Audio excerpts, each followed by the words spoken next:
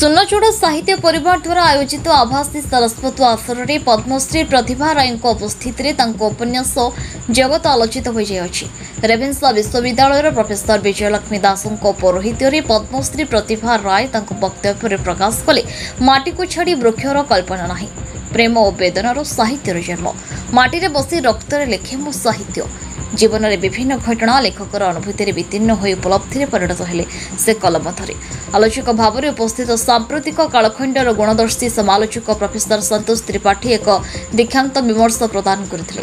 Professor Tripathi तांको वक्तव्य में कहले उत्तराधुनिकतार मूल्यांकन हेउछि प्रतिभा राय उपन्यास। प्रतिभा राय नूतन पाठक को लेखक स्वीकृति प्रदान करती। प्रतिभांक नजर में बौद्धिक पाठक दीक्षित पाठक और जीवित पाठक और रसिक पाठक अच्छा। प्रतिभा राय उपकहानी को आख्यान भाव में नहीं उत्तर मार्क उपन्यास स्वाधीनता संग्रामी मानक धैर्यर पराकाष्ठार प्रमाण देते। आहरी कहले लेखकर अनुभूति प्रगाढ़ हेले लेखक निकट में वर्तमान छेड़ा हुए। श्री राय याज्ञसेनी उपन्यास रे नारी सतार अंत वास्तवता को फटाई पारिछन्ति। आदिभूमि उपन्यास हेउछि गवेषणात्मक अनुशीलनात्मक मूलक दैनंदिन जीवन वास्तव जीवंत अनुभव। मग्नमाटी उपन्यास रे झड़ बात्या पर मनीष किपरि हारि नाही मनीष जीछि नुआ संभावना नहीं ताकू प्रकाश करथिले। यथार्थरे कहिथिले नुआ संभावनार सर्वश्रेष्ठ सूक्ष्म रूप मग्नमाटी। प्रतिभा राय को शेष ईश्वर उपन्यास रे मानविकता संघर्ष रे नुहे किपरि श्रद्धारे आसे ताहा प्रकाश करथिले। द्वितीय आलोचक भाव में भवानीपाटणा स्वयंशासित महाविद्यालय वरिष्ठ अध्यापक डॉक्टर परमेश्वर मुंड निज आलोचना माध्यम प्रकाश कले प्रकृति प्रीति लेखक को कथा कुहाइबार सुजोग दिए। डॉक्टर मुंड प्रकाश कले प्रतिभा राय एक प्रवहमान गंगा साहित्य साहित्य नुहे जीवन हो जन्म हुए। शेषे कहले प्रतिभावती सफल तपस्विनी प्रतिभा राय और राय सर्वदा भावपूर्ण अवस्था जहाँ लिखिं ताहा ही ओडिशार प्रकृत अस्मिता। प्रारंभ में सिद्धार्थ भक्तिर कंठशिल्पी श्रीमान सत्यव्रत जेना स्वागत संगीत गान करथिबा बेले समस्त कार्यक्रम को रूपरेख देइथिले साहित्य परिवार संपादक तथा नीलगिरी महिला डिग्री महाविद्यालय अध्यापक डॉक्टर प्रदीप्त कुमार मिश्र। एही आलोचना चक्र में ओडिशार समस्त विश्वविद्यालय मानकर प्राध्यापक प्राक्तन कुलपति गवेषक और छात्र छात्री जोगदेवा सहित बहु महाविद्यालय छात्र छात्री और अध्यापक अध्यापिका मध्य योगदान करथिले। आभासी चक्र समस्त द्वारा बेस प्रशंसित होइतिला। शेष डॉक्टर मिश्र समस्त को धन्यवाद प्रदान करथिले।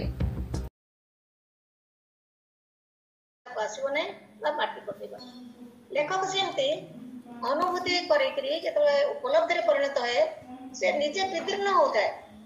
निजे विदीर्ण हेले जाए तार जो परिकल्पनाटी से गोटे गोटे वृक्ष भली पादप भली माटी उठी आकाश को हाथ बढ़ाए आकाश को स्पर्श कराए एवं दिग दिगंत को व्यापे। तेणु माटी को छाड़बार ना कौन सी वृक्ष माटी को छाड़ी गोटे आकाश चुंबी वृक्ष है ना। प्रत्येक लेखक से माटी को छाड़ी हेबनी। जो विषय को नहीं लिखुच से विषय भीतर तुम्हें निमज्जित हो पड़ो से विषय को भोगवा पड़ो बंचा पड़ो। ये चरित्र आउ लेखक तो एकात्म हवा कथा समस्त कहती। मुझे चरित्र कहीं से जो विषय से जो स्थान से जो चतुर्पार्श्व जो आप देखो मग्नमाटी बही मुझे कहि आप जो अस्मिता नहीं से ओडिया जनजीवन और अस्मितार कथा कह 23 उपन्यास बर्तमान सुधा लिखि सारी 24तम उपन्यास बर्तमान लिखुची। 23टा उपन्यास तो आप 10टा उपन्यास भी आप आलोचना करें। मुझे कहूँ शिलापद्म उत्तर मग्नमाटी महाराणी पुत्र आदि उपन्यास को नि आलोचना चक्र समस्त पाग नहीं मुझे जानी आप नहीं संतोष अच्छा संतोष त्रिपाठी आलोचक विश्वस्त आप परमेश्वर बाबू हूँ जे हूँ समस्ते समस्ते निज निज स्थान खूब गंभीर भाव में पढ़ाती एवं अध्यापना करती एवं चर्चा भी करती। तेणु यही सब उपन्यास रे जो आप कहले केमिति कौन करती मग उपन्यास कथा मुझे कहूँ आ सब कथा कहबेनी। प्रत्येक उपन्यास आप सबुरे पांडित्य न थाए। शिलापद्म कौन मोर पांडित्य थिला बारंबार मुझे प्रत्येक खंडी मूर्ति को अनुध्यान करिछि एवं इतिहास को जाइछि जेतिक जहाँ मते मिली सेतको मु अध्ययन करछि गवेषणा करिछि। कि मग्नमाटी कौन है मग्नमाटी में मो हाथ तो किसी पुस्तक नथिला से जो 1999 महाबात्या मु सब आलोचना करी नहीं पंडा पहाड़ कथा आप जानते 9 वर्ष मुझे गवेषणा करछि पोस्ट डॉक्टरल रिसर्च मु सेमानक संगे एकात्म हो जाइछि ताको प्रेम रे पड़िछि ताको भलो पाइछि। प्रेम आ वेदनार जन्म हुए साहित्य गल्प हो चाहे तुमको वेदना सहक पड़ो एवं तुम भल पाइबा पड़ो। ये मग्नमाटी जो एरसमारे घटिला से मो अंचल कथा एबे मोर पैतृक घर ना जो घर टे जन्म होती से घर ना मोर प्राथमिक भूल ना सब मिसी मो शाशु घर में जो से समय सब धला पंचम दिन में मो रेशमा रेशमा गली मु कहीं देवी श्रीरा से इंजीनियर थे सुपरिटेंडिंग इंजीनियर सी मत कहले तुम जाओ टे देखी आस मु कहली मो टीवी जहाँ देखुची प्रकृत में सेगुड़ा देखी पारि ना से कहले तुमको जीवा पड़ो तो तुम जन लेखिका आभली डिवास्टेशन कौन आम जा कौन दिन में गली जो दिन रागला तापर जहाँ दृश्य देखिली उपन्यास पढ़ते वर्णना करूनी तापर जो गली मुझा ही आरंभ कली कहीं ना से जो मैंने चली जाइए जो हतभाग्य मैंने चली जाइए जो आहरी हतभाग्य जो मैंने समस्त हरई बंची आछि नहीं ध्वंस स्तूप नड़िया गछगुड़ा सब लंडा हेठी ये सब वर्णना तो से बही अच्छी पुस्तक किंतु ता संगे एकात्म होगाक मुझे माटी बसिक संगे दुख सुख होती गाधुआ चकटिकी से जगह को जापारुली से चलिक जापारुली सब निमग्न हो जाती पूरा संपूर्ण निमग्न हो जाए 4 वर्ष धरी मुझे उपन्यास लिखी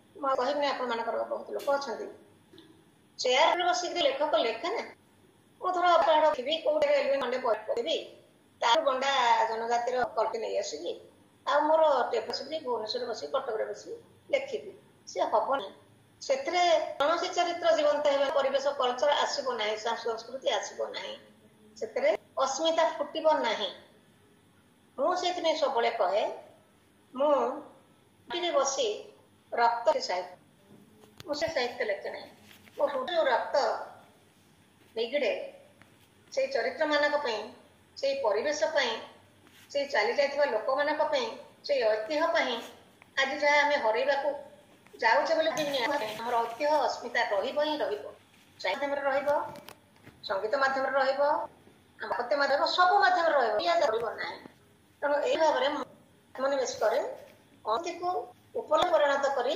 तारी सूक्ष्म अभिव्यक्ति को मु भावे साहित्य बोली एवं आउथरे कहूँ मु माटी रे बसी रक्त चाहे।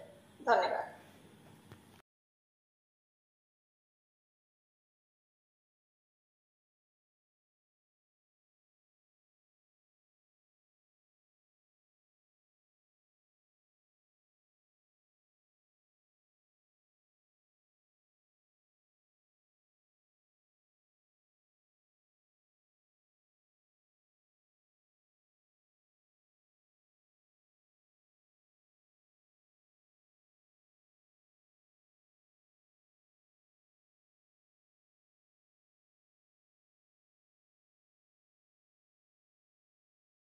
कथा कहते कि लेखिका एते अनुभूति गुड़िक एते सांद्र आउ एते गभीर अनुभूति को लेकिन से लिखती तेणु वर्तमान अनुरोध करके आमर संतोष भाई को प्रोफेसर संतोष कुमार त्रिपाठी महोदय को मैडम प्रतिभा मैडम उपन्यास सविशेष चर्चा रखिए